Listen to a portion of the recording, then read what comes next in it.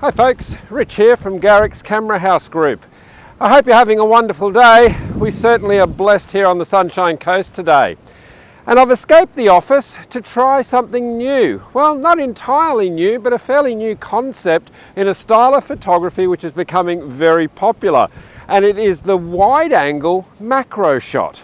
So today, from our good friends at Tamron, we've got the 20mm, and it's a macro, it's a 2:1. So it's maybe not going to suit the purists who are absolutely in love with their one-on-one magnification macro photography.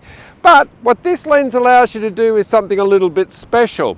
It allows you to take a macro shot and include the environment, because I guess we've all seen those high magnification macro shots. But the downfall there is that incredibly shallow depth of field. For example, that mushroom in the middle of the rainforest. Well, you don't see much of the rainforest, do you? You get to see a very highly magnified image of the mushroom, but not its environment. So today, I thought, whilst we have this as a test in the store, I'd come out and just take some photographs, and of course, where else would I pick? I'd pick the beach. So come on folks, let's see if we can get some high detail macro imagery with an environment to complement it. Come on, let's see what we can find.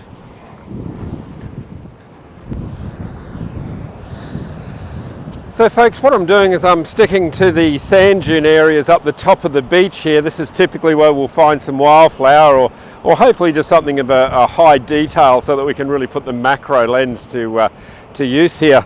But I guess what we should also consider is, how am I going to shoot this shot? Well, the first thing I'm going to do is I'm going to shoot in Aperture Priority. As always, the controlling of the depth of field, that's the background sharpness of the image.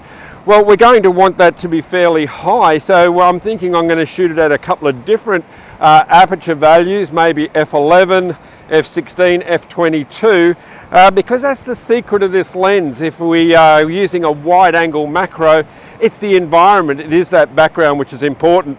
And I happen to have found a nice little wildflower over here, so I think we'll make a start with that, folks. Come and join me.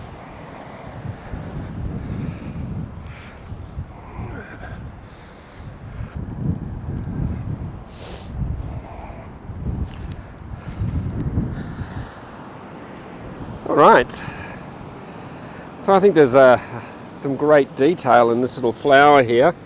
And of course the secret would be to try and get the beach in the background there. So let's see, we're in Aperture Priority. I'm going to choose f11. We'll start with f11.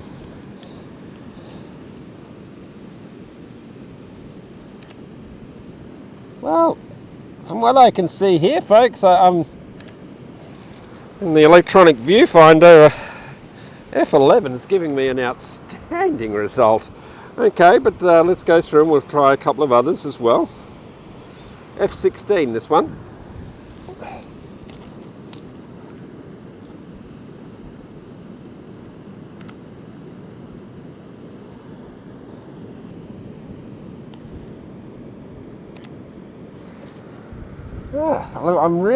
I am almost touching the front element of this lens here, folks, onto that flower.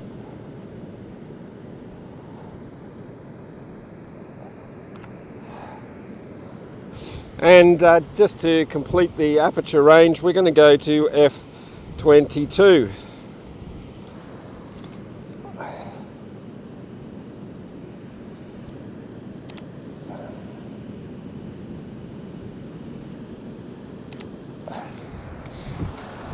Well, that was very interesting. Okay, well, that's one subject down. Let's go and find another.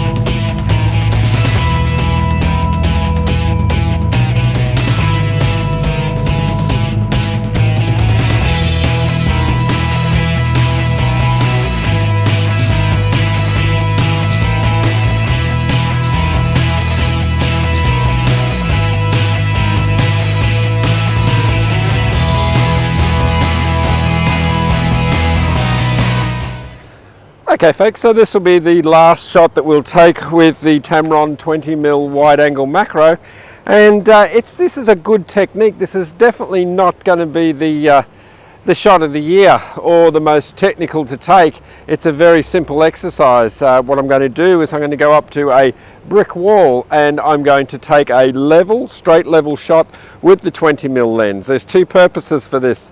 First of all, I'm going to be checking the edge to edge sharpness of the lens, and I'm going to shoot that at f11 so as I don't go into getting any diffraction or distortion through a very small aperture. So f11, shooting flat at the wall, checking that edge to edge sharpness. But the other thing that this brick wall will give me is a gridded line where I can then inspect the distortion that the lens is giving me.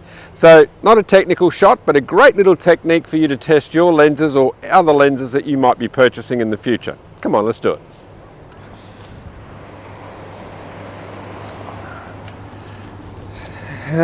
Let's have a look, folks. I'll, of course, when I get back to the office, I'll do this on the computer and I'll edit them in so you can see what I'm seeing. But first of all, let's talk about the edge to edge sharpness.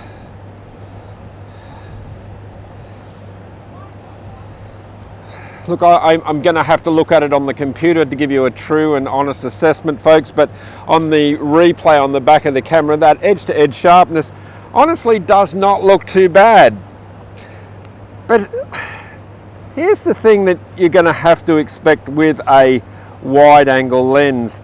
The distortion, and you'll now see what I mean, taking that photograph of just that plain brick wall. Now I was about 1.5, maybe 2 meters tops away from the wall, just to give you an idea of distance. But when you see that image, you can definitely see what I mean by that wide angle distortion. But I'm guessing, for all its great attributes, for this 2:1 macro, for the ability to be able to have a macro high detail shot and include an environment, I think I'm going to forgive it for having this little bit of distortion. It's perhaps a little more than I expected, I'll be honest with you, because when you get to around about that 24mm in my understanding, usually that distortion starts to creep back out of it. I thought I might have got a little bit better result than I did. So anyway, folks, thanks for joining us. Thank you to Tamron for supplying this 20mm wide angle macro. If you love your macro shots and you're a landscape photographer, this has got a whole brand new world of possibilities of high depth of field macro photography for you.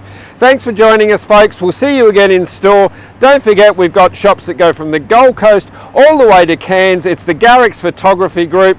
Come in, say hello. We'd love to meet you. And why don't you try one of these out for yourself? Bye now.